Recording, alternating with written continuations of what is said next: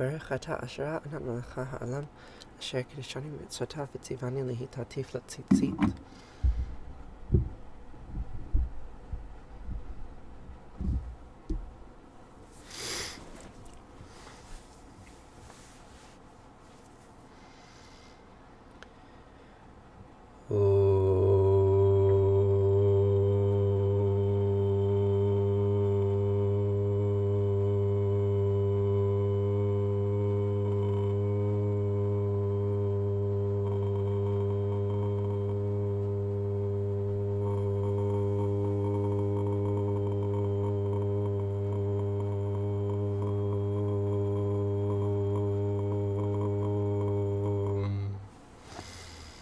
Morning, Sappy. How are you?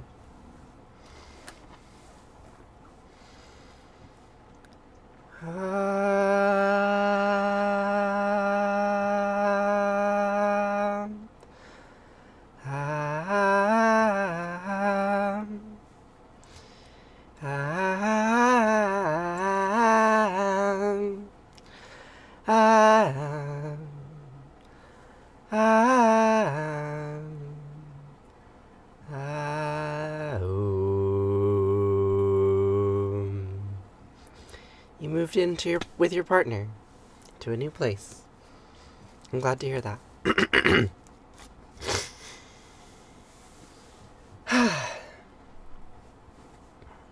So what shall we do today? We're going to say some old words like we have before. We're going to say the Shema, and we're going to say the Vahafta. We're going to say a land acknowledgement. We're going to read from the book of Nehemiah. And then I am going to get a camera to look at my insides in the hospital, because that's what I have to do today. It's not pleasant, but I'm doing it. And I'm able to stream beforehand, and we can hang out and be here together for a brief period of time. So we'll start with the Shema. The word Shema means listen. It goes like this. Shema Yisrael Asher Eloheinu Yahweh Echad. Thanks, Seppi. Yeah, I'm doing okay. Could be doing a lot worse. Vahafta et hanat Elohecha uv'chol levavcha uv'chol nafshecha uv'chol me'adeyecha Havechayor hadvarim ha'ele asher nachim mitzavcha Hayom al levavecha v'shinantam levanecha v'dibarta bam v'shivtecha v'vitecha evlechtecha chavadech uv'shachpecha uv'kumecha Ukshartam le'ohot al yadecha, havechayu letotafot beinecha. Uchtabtaham al mizuzot beitecha, uvihisharecha. V'chaya, ki v'achayu Elohecha, el ha'aretz asher nisba levatecha, le'avram Yitzchak u'Yaakov, לתת לך ערים גדולות וטובות אשר לא בנית, ובתים מלאים כל טובה אשר לא מילאת, וברות עצובים אשר לא עשת, כרים וזיתים אשר לא נתת, והלכת ושבת. הישמר לך ותשכח את יהוה אשר תישך מארץ מצרים מבית עבדים. It's critical to take heed, to remember. Remember the old words? They say, when Yahweh Eloheinu brings you into the land that he swore to your fathers, Abraham, Isaac, and Jacob, to assign to you, great and flourishing cities that you did not build, houses full of all good things that you did not that you did not fill, hewn cisterns that you did not hew, vineyards and olive groves that you did not plant, and you eat your fill. Take heed that you do not forget Yahweh, who freed you from the land of Egypt, the house of bondage.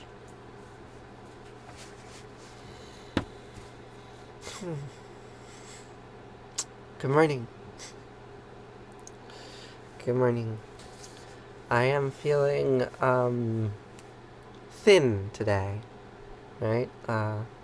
Stretched thin, like butter over too much bread, would be the Tolkien quote. Tired, right? I haven't eaten in 24 hours? No, more. I've been eating in 36 hours. So, I'm in a state. But it's good to read old books when you're fasting, I think. So that's what we're going to do. We're going to continue reading from the book of Nehemiah. So where we left off, they had summarized basically the entire Torah, right? Summarized this story as, God, you gave us great things and we were ungrateful, and then you punished us, and then we were in pain, and then we repented, and then you gave us great things, and then we were ungrateful, and then you punished us, and then we were in pain, and then we repented, and on and on and on. Circle of life, right? Story of a challenging relationship with divinity. And they made a covenant. They made a covenant with Yahweh. Yahweh said, yeah, sure, you can take that land. You can possess it, and you can do what you will with the peoples of the land. Just obey my commands. And they said, okay, sounds good. We can do some oppression if we accept the oppression from you. Okay, reasonable. Just oppression all around. It'll be great. So, now we'll read chapter 10 of the book of Nehemiah. Okay, I'll see you soon, Zeppy. So, chapter 10 goes like this. In view of all this, we make this pledge and put it in writing, and on the sealed copy are subscribed our officials, our Levites, and our priests. And on the sealed copy are subscribed Nehemiah, the Tirshatha, son of Hilkiah and Zedekiah. And now we have a long list of names: Sariah, Azariah, Jeremiah, Daniel, Githanian, Baruch, on, and their brothers, Shebibiah, Hodiah, Kaliita, Peliah, Hanan, Buni, Azgad, Bebai. The heads of the people: Parosh, Parnath, Moab, Elam, Zatu, Bani. Right? And we just keep going, names and names. And the rest of the people, the priests, the Levites, the gatekeepers, singers and temple servants, and all who separated themselves from the peoples of the land. You can be part of our special club if you separate yourself from the peoples of the land to follow the teachings of God. Make sure you're separate from them, from their wives and their sons and daughters, all who know and understand. Right? Must remain separate. Good morning, Will. Good morning, Jada. How are you? Namely, here's the critical thing, right? This book is all about blood purity. Old tribal books, So they say, namely, we will not give our daughters in marriage to the peoples of the land, nor take their daughters from our sons. We will remain separate. We will set up a barrier between us and them, and we will not intermingle our seeds. And the peoples of the land, those people that we are separating from us with a barrier, those people of the land who bring their wares and all sorts of foodstuff for sale on the Sabbath day, we will not buy from them on the Sabbath or a holy day. We won't buy from the peoples of the land because they're not like us. We're going to blockade them instead. We will not give them any of our resources because they are different from us. And we will forgo the produce of the 7th year and every outstanding debt. We have laid upon ourselves obligations to charge ourselves 1/3 of a shekel yearly for the service of the house of our God, right? You got to maintain the temple. Got to pay your taxes. So says Nehemiah. For the rows of bread, for the regular grain offering, and for the regular burnt offering, for those of the Sabbaths, the new moons, the festivals, for consecrations, for purgation offerings, to atone for Israel. Got to do the atonement. And for all the work in the house of God, we have cast lots among the priests, the Levites, and the people, to bring the wood offering to the house of God by clans annually, at set times, in order to provide fuel for the altar, for the eternal our God, as written in the teaching. Yes, you can't do animal sacrifices unless you bring a wood offering, otherwise you have no wood to burn. So it goes. And we undertake to bring to the house of God annually the first fruits of our soil, and of every fruit tree, the first fruits of every fruit tree, and also the firstborns of our sons, and our animals, as is written in the teaching, and to bring the firstlings of our cattle and flocks to the house of God. For the priests who minister in the house of our God must bring your firstborn son to the temple. Interesting. And we will bring to the storerooms of the house of God the first part of our dough, and our gifts of grain, and the fruit of every tree, wine and oil for the priests, and tithes of our land for the Levites who collect the tithes in all our towns subject to the royal service. Did you know that the priests were the tax collectors of the ancient world? That's what this says. An Aaronite priest, a descendant of Aaron, must be with the Levites when they collect the tithe, and the Levites must bring up a tithe of the tithe to the house of God, to the storeroom of the treasury. Tax the taxes. For it is the storerooms of the Israelites and the Levites. For it is to the storerooms that the Israelites and the Levites must bring gifts of grain and oil, the equipment of the sanctuary, and the ministering of priests and gatekeepers, and the singers also there. We will not neglect our house of God. Don't neglect the house of God. Don't neglect it. That would be bad. So, should we read one more chapter? Yeah, we can read one more chapter. It's also just a bunch of names, so we're going to skim it. Right, so the end of the book of Nehemiah, right, it summarized the plight of the Jewish people and then describes their covenant with God, which is actually a covenant with the Levites to give them taxes. Surprise! This is how power gets structured and delineated in the ancient world, and also in our modern world in many ways. So, chapter 11. The officers of the people settled in Jerusalem, that walled city, and the rest of the people cast lots, 1 out of 10, to come and settle in the holy city of Jerusalem, and the other 9/10 to stay in the towns. So it is written. So it is written. And here we are, still reading the words, even though, God, I wish that they were not relevant today. I so wish that. But they are relevant. We're reading the book of Nehemiah, right? And this is describing the legal relationship between the exiles who returned to the city of Jerusalem and their priests that are organizing their power structures. So it goes. And the people gave their blessing to all those who willingly settled in Jerusalem. These are the heads of the province who lived in Jerusalem. In the countryside of Judah, the people lived in their towns, each on his own property, that he did not steal from anyone, that he definitely stole from someone. The Israelites, the priests, the Levites, the temple servants, and the sons of Solomon's servants. While in Jerusalem, some of the Judahites and some of the Benjamites lived. Of the Judahites, Athaliah, son of Uzziah, son of Zechariah, son of Amariah, son of Sheptiah, son of Malalel, clan of Perez. And Manasseh, son of Baruch, son of Kolhozah, son of Hazaziah, son of Adiah, son of Jorib, son of Zechariah, son of the Sholonite. All of the clan of Perez were living in Jerusalem, 468 able warriors. So you need to have warriors to defend your walls when you build the walls. These are the Benjamites, and then there's a list of names of the Benjamites. 928 Benjamites, and Joel of Zikri was the official in charge of them, and Judah, son of Hasuniah, was the second in command of the city. Must have your power structures. It's very important. Of the priests, Jediah, son of Jorib, Jachin, Sehariah, son of Hilkiah, and on, Atiab, chief officer of the house of God, and their brothers who did the work of the house, 822 priests. And Adiah, son of Jehoram, son of Peliah, son of Amzi, son of Zechariah, son of Pashur, son of Malchijah, and his brothers, the heads of clans, 242. And of their brothers, valorous warriors, 128. So many warriors returned from exile to reconquer the land. Zabdiel, son of Hagelodim, was the official in charge of them. Of the Levites, now the priestly ruling class, Shemaiah, son of Hasab, on and on. The Levites were in charge of the external work of the house of God. And Mattaniah, son of Machi, son of Zabdi, son of Asaph, was at the head at prayer. He would lead off with praise. And Bakubiah, one of his brothers, was the second in command. And on, all the Levites in the holy city, 284. And the gatekeepers, Akab, Talmon, and their brothers, who stood to watch the gates, to keep the bad people out, to keep the people of the land from crossing the walls. And the rest of the Israelites, the priests and the Levites, and all the towns of Judah lived each on his estate. The temple servants lived on the Ophel, Zilpha, and Gishpa, were in charge of the temple servants. The overseer of the Levites in Jerusalem was Uzi, son of Bani, son of Hashbiah, son of Mattaniah, son of Micah, son of the Aspatite singers, over the work of the house of God. These lists, they just go on forever. There was a royal order concerning them, a stipulation concerning the daily duties of the singers. What were their daily duties? I want to know. Do I want to know? Not sure. Petiah, son of Meshabel, sons of Zariah and Judah, advised the king concerning all the affairs of the people. They advised King Cyrus. They said, hey, King Cyrus, the people, they're doing good deeds. Or bad deeds. Maybe they're sinners.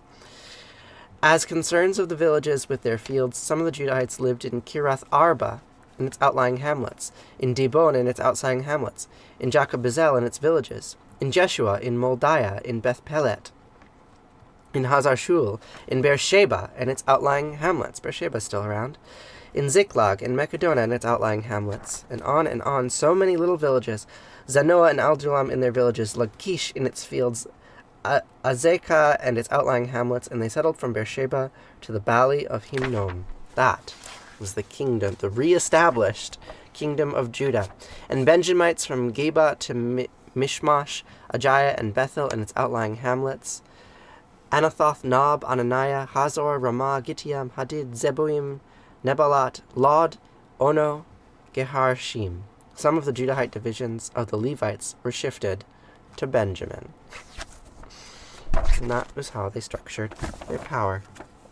So, that's enough for today. Unfortunately, I don't believe that the book of Nehemiah gets much more interesting. I think we read the most interesting part yesterday, and I think the entire rest of the text, basically, is just lists of names and duties that those names were assigned to. But we'll finish it up tomorrow, and then we can move on to something else. Oh. So, now it's time to conclude. So we will conclude with Kaddish. Thank you, Adriana. I appreciate that. Yeah, I'm having a funny day. I've been fasting. I haven't eaten in 36 hours.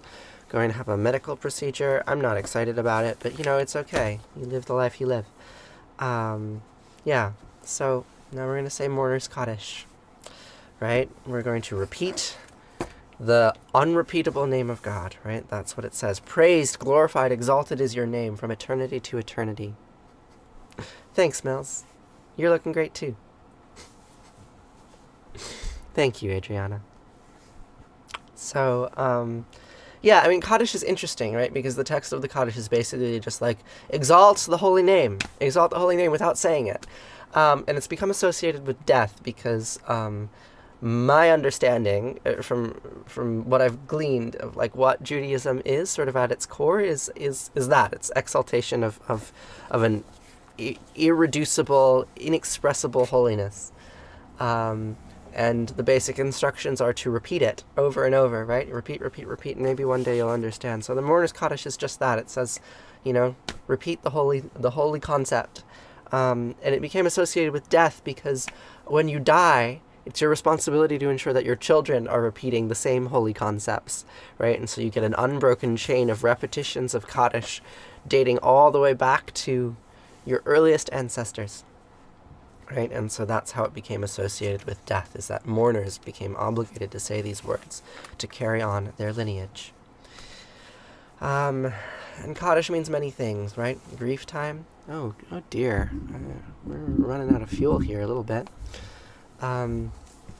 Right, we say Kaddish because we mourn all the suffering that exists in the world, all this tremendous suffering, this incredible explosion of violence, catastrophe, right, and genocides being waged in the name of some ancestral lineage and some strange claim of ownership. I find it alarming, horrifying. So, we'll say Kaddish, right? Kaddish for all those people who have lost their homes and lost their lives and are living in fear and desperation because of the shapes of history cast upon them. So, Mourner's Kaddish goes like this. Yid Gadal, Vid Kadash, Shema Rabbah, Biama Divrachiote, Viamlich Malchute, Bechayachon, Viamechon, Chayedikal Beit Israel, Bagala, Bisman Karib, Vimru, Amen. Yehe Shemei Rabbah Miparach Li'alam, Omei, Amaya, Yitbarach, Vishtabach, Vitbar, Vitramam, Vitnaseh, Vitadar, Vitaleh, Vitalal, Shemei Degudasha, Berechu, Leila Min Kol Birchata, Bashirata, Tush Bechata, Venechimata, Diamivan, Viama, Vimru, Amen. Yehe Shlamai Rabbah, Min, Shemaya, Vichayim Aleinu, Viachol Yisrael, Vimru, Amen. Ose Shalom Bimramav, Huya Ase Shalom, Aleinu, Viachol Yisrael, Vimru, Amen. Say shalom bimramav, huya say shalom aleinu, v'yachol Yisrael, v'imru, v'imru, amen. Thanks for joining me, friends. I'll be here tomorrow to say these words again, okay? So I hope you have a lovely day. Hope your day is more productive than mine. Mine is having a rather introspective day. Medical day. Another medical day. Gosh, I'm so medicalized. Certainly a decade ago, I did not think that I would be such a medicalized human, constantly getting invasive medical procedures. Like, what is my life? So it goes. Alright. Yeah, I'll see you tomorrow. If you like, check out the link in my bio. You can join the Discord server and we can chat. There's also a Patreon. Subscribing to the Patreon helps me tremendously. Yeah, thank you for grieving with me. Thank you for noting the day with me. Today is a day like any other day. We say old words to remind ourselves that we are connected to one another and to the past and to the future. Okay. Thanks. I love you all very much. I'll see you tomorrow. Farewell.